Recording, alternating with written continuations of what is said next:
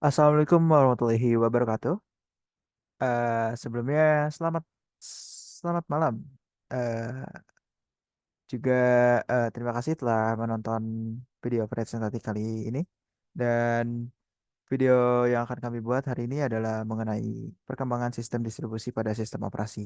Sebelum masuk ke materi, izinkan saya memperkenalkan diri terlebih dahulu. Nama saya Muhammad Akbar Rizky Saputra, selaku moderator dan juga pemateri dalam presentasi kali ini. Juga ada rekan saya, silakan. Adelia Sabira sebagai pemateri. Ya, terima kasih. Lalu sebelum masuk ke materi juga saya akan membahas sedikit mengenai perkembangan sistem distribusi ini, yaitu sistem distribusi merupakan arsitektur komputasi yang memungkinkan berbagai komputer untuk bekerja bersama sebagai satu kesatuan. Sistem ini juga memungkinkan sumber daya seperti proses data dan perangkat untuk dibagikan dan diakses secara bersamaan, meningkatkan efisiensi, skalabilitas, dan reliabilitas. Dalam presentasi ini, kami akan mengupas beberapa poin penting, ya termasuk pengantar sistem distribusi, penjelasan dasarnya, lalu ada sistem perkembangannya juga, lalu ada arsitektur modern, manfaat dan tantangan, tren terkini, lalu ada kesimpulan dan prospek pada masa depan. Oke, lanjut ke materi pertama. Maksud saya, pembahasan pertama akan dibacakan oleh saya sendiri. Oke, perkembangan sistem distribusi. Sistem distribusi pada sistem operasi, ya. Sistem distribusi juga merupakan arsitektur komputasi yang menghubungkan berbagai komputer untuk bekerja sama bersama sebagai satu kesatuan. Sistem distribusi juga memungkinkan sumber daya seperti proses, data, dan perangkat untuk dibagikan dan diakses secara bersamaan meningkatkan efisiensi, skalabilitas, dan relabilitas. Contohnya seperti penggunaan saat kita menggunakan GitHub. Itu salah satu contohnya. Itu mungkin pada software, bukan pada sistem operasi. Lalu ada sejarah perkembangan sistem distribusi. Pada tahun 1970-an, itu pertamanya itu muncul pertama jaringan komputer awal seperti ARPANET yang menandai perkembangan sistem distribusi, yaitu konsep dengan berbagai sumber daya dan proses antar komputer mulainya berkembang. Lalu pada tahun 1980-an, sistem operasi berbasis jaringan seperti Unix dan VMS mulai populer. Lalu sistem distribusi juga berkembang dengan kemampuan berbagai file, percetakan, dan akses jarak yang lebih jauh. Lalu pada 1990-an, perkembangan internet dan protokol seperti TCP atau IP memicu revolusi sistem distribusi. Lalu ada sistem terdistribusi juga menjadi lebih kompleks dan terhubung secara global. Nah, pada tahun 2000-an, keadaan komputasi awam dan layanan mikro itu memperluas sistem distribusi dan memungkinkan pengaksesan sumber daya terdistribusi secara on demand. Nah, next, ada arsitektur sistem distribusi modern. Nah, yang pertama ada client server. Model tradisional dengan komputer klien yang mengakses layanan dari server. Contohnya web server yang melayani permintaan dari berbagai browser. Lalu ada peer-to-peer. Semua komputer dalam jaringan dapat bertindak sebagai klien dan server, berbagai sumber daya dan berkomunikasi secara langsung satu sama lain.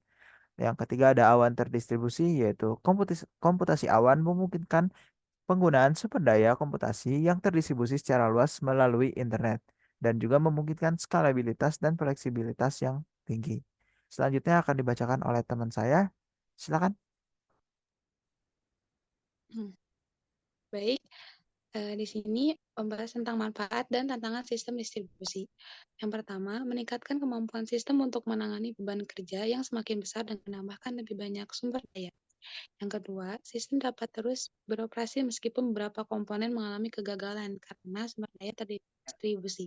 Yang ketiga, membuat penggunaan sumber daya lebih efisien dengan berbagi sumber daya dan tugas di antara komputer.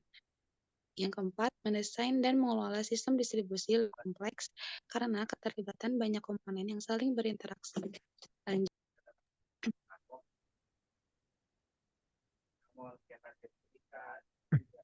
tren terkini dalam sistem distribusi. Pertama, layanan cloud seperti AWS, Azure, dan GCP memungkinkan penggunaan sumber daya terdistribusi secara on demand, meningkatkan reliabilitas dan fleksibilitas. Yang kedua, teknologi seperti Docker dan Kubernetes memungkinkan pembungkusan aplikasi dan dependensi menjadi unit terisolasi yang mudah dijalankan di berbagai lingkungan. Yang ketiga, arsitektur microservice memecah aplikasi besar menjadi layanan kecil yang independen, meningkatkan skalabilitas dan kemudahan pengembangan. Yang keempat, menjalankan proses komputasi lebih dekat ke sumber data, mengurangi latensi dan meningkatkan efisiensi dalam aplikasi yang memerlukan respon waktu nyata. Lanjut.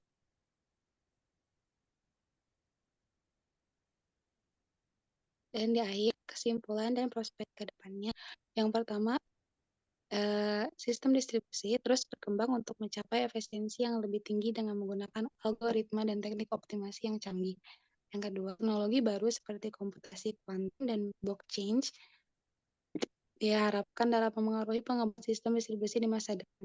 Yang ketiga, sistem distribusi yang terus memainkan peran penting dalam berbagai aplikasi, mulai dari komputasi awal hingga Internet of Things. Oke, baik, terima kasih. Sekian dari Oke. Jadi, sebagai penutup presentasi video kali ini, kami akan menggarisbawahi beberapa poin penting dari presentasi ini. Sis- Sistem distribusi telah berkembang pesat dari awal esensial dalam teknologi modern.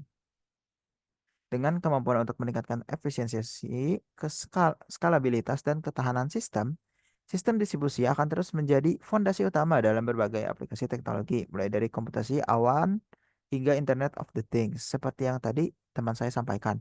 Kami juga melihat potensi besar dari teknologi baru seperti komputasi kuantum dan blockchain dalam mengubah lanskap sistem distribusi di masa depan. Tantangan yang ada seperti kompleksitas, pengelolaan, dan ancaman keamanan memerlukan perhatian dan solusi inovatif untuk memastikan keberlanjutan dan keandalan sistem distribusi. Terima kasih atas perhatiannya pada video kali ini. Mohon maaf apabila masih ada kesalahan. Terima kasih. Saya selaku eh, perwakilan dari teman saya, izin pamit. Wassalamualaikum warahmatullahi wabarakatuh.